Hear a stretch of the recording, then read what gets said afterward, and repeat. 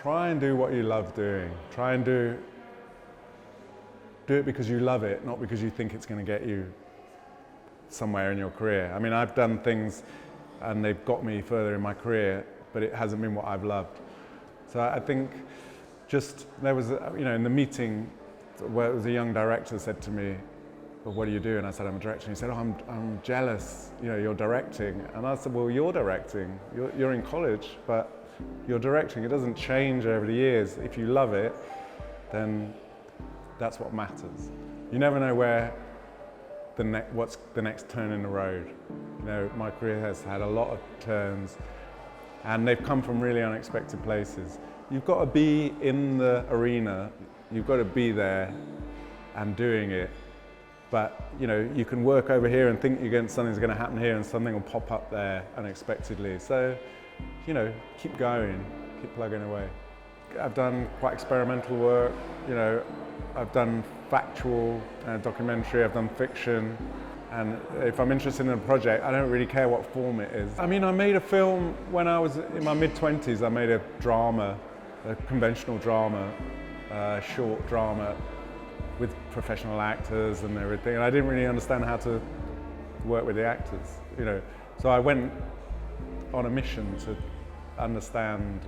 After a long search, I found Jack as a method acting teacher, and I found that method acting wasn't necessarily what people conventionally think of it as, like the stereotype of, you go and live like a homeless person if you want to play a home, that kind of research may be important, but what I learned in method acting was that being very aware of what's going on moment to moment and staying authentic to that is one very important element of authentic acting.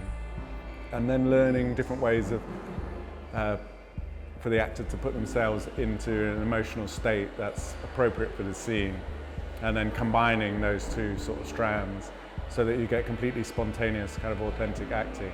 So then I started using that in all the work that I did in various forms, and so it completely changed my approach to filmmaking.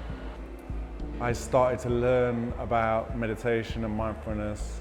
I went to India, and then that was where I started to really explore meditation properly. I developed a serious, I would say serious or meditation practice, and then I started going on retreats and spending time with monks and things like that.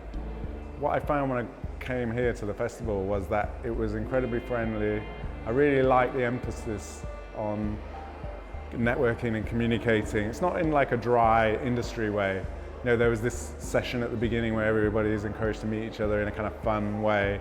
So immediately I felt like I knew a few people here, felt very much like a community. They've got a very good approach here. So it's very, very relaxed. It's fun, and it feels like, you're meeting people and just building a community, which is great. So I'm running these workshops. And in a way, it's like running the workshops is like being on set. You're working with a bunch of people. You're leading the proceedings. So there's a strong crossover between the roles. Yeah.